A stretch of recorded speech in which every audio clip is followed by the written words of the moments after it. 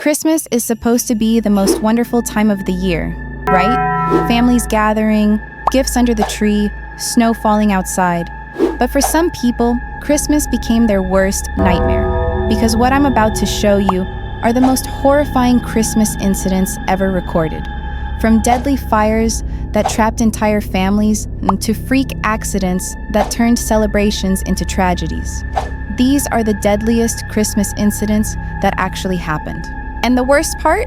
Most of these could have been prevented. Let's get into it. You think mall Santas are harmless, right? Smiling, photos, kids sitting on their lap, just Christmas stuff. But one photo from a Christmas fair in the 1920s hides a story so disturbing, it changed one father's life forever. Here's the clip. You'll never look at a mall Santa the same way after hearing this story. So this photo was taken around 1920 in a Christmas fair happening outside of Boston. The young child in this photo is Alberta Porter, the daughter of Robert Porter, who was supposed to be Boston's next mayor. Apparently, this Santa had set up around the corner from the rest of the fair and was not visible from the rest of the fair. Robert and his daughter actually didn't even see this Santa until they were walking home. The line to see Santa inside of the fair was way too long, so when Alberta saw this Santa, she started crying and begging her dad to take a photo with him. So this photo was taken, and afterwards, the Santa asked if Alberta wanted to go on a short ride on the donkey. And she starts crying and begging her father again, so he agrees. But Alberta never returned. An hour went by and Santa still hadn't brought her back. Robert ran into the fair to ask an employee how long the donkey rides typically last, but the employee seemed really confused. There was no Santa with donkey rides at this fair. The employee pointed to the Santa who had a long line of children out in front of him and said that was the only Santa at the fair. Alberta was never found, and Robert actually dropped out of politics to spend his entire life and savings on finding her and the man who took her, and never did. That story is honestly unsettling. A normal Christmas moment, a single photo, and then a child vanishes forever. It completely changes how you see something so familiar. Christmas morning is supposed to be loud, happy, and full of excitement. Kids running to the tree, parents smiling, gifts being torn open. But in this house, something was very wrong. One parent wasn't speaking, wasn't moving. And the truth behind that Christmas morning is absolutely chilling. Here's the clip. 2011, two girls got up early on Christmas Day to open their presents. As they entered the living room, their family were already waiting for them. The girls sat down and started opening their presents. The father was celebrating with them, but the mother just sat there emotionless. Unaware of what was going on, the daughters asked their dad if there was something wrong with their mum. The father replied, "Your mum got drunk and ruined Christmas." After a few hours, the mother still hadn't said a single word or moved a muscle, so the father decided to call 911. The police arrived and took a good look at the emotionless mother. Sadly, they pronounced the woman unalived. They had no clue who had done it, but later they discovered that the mum and dad had a big fight the night prior. The dad got so mad that he attacked her and unalived her. He then pretended like nothing had happened and just sat her lifeless body on the couch. Before I end the video, I want to thank you all for the support and wish all of you a Merry Christmas. That's deeply disturbing. Sitting through Christmas morning like nothing happened, while the reality was already dead silent in that room. Christmas Eve is supposed to be warm and cozy. Fireplace on, lights glowing, everyone feeling safe inside. But some Christmas stories don't come from movies or horror games. They come from whispered legends that start with good intentions and end in absolute terror. This is one of those stories. Here's the clip. Scary Christmas Urban Legends, Part 2. According to this legend, it was Christmas Eve, and a dad wanted to dress up as Santa to surprise his kids and wife. He got on his Santa suit and he decided to slide down his chimney. However, about halfway, he got stuck and died from asphyxiation. But it gets worse. That same night, his wife was like, let's start a fire, get in the cozy spirit.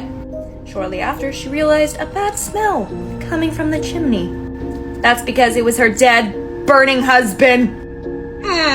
This legend always creeped me out as a kid. The scariest part is that this has happened before. A robber in England was trying to enter people's home through their chimneys, and well, he got stuck. Obviously, the family didn't know that he was in there and later started a fire, and well, you know. So it's happened before. Don't climb in chimneys. Happy holidays. Follow me on YouTube for more creepy stuff. That's disturbing. A Christmas tradition, ending in a way no one would ever expect. Christmas morning in a small American town looked completely ordinary.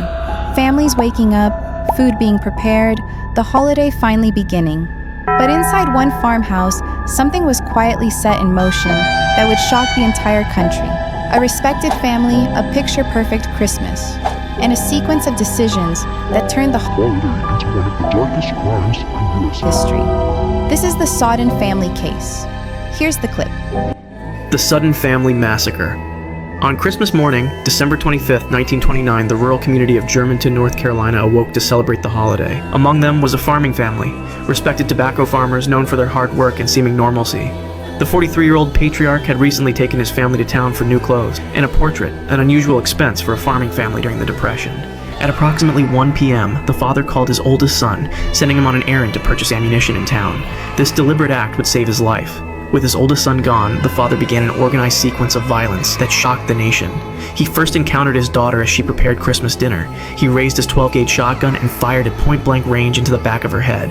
The blast was devastating, killing her instantly. The sound echoed through the farmhouse. His wife heard the shot and ran toward the noise. He met her in the doorway and fired directly into her face. She collapsed without making a sound. Next came the boys and girls. He hunted them methodically through the house. 2 daughters attempted to hide, but were discovered cowering in the tobacco barn. Both were killed with single shots to the head. The 2 boys tried to escape by running across the yard. He pursued them, his shotgun empty. He caught them near the woodpile. Switching tactics, he bludgeoned both boys with the wooden stock of his gun. The force was so severe it fractured their skulls in multiple places. After killing his entire family, he carefully arranged each body, crossed their arms over their chests, and placed rocks under their heads as makeshift pillows.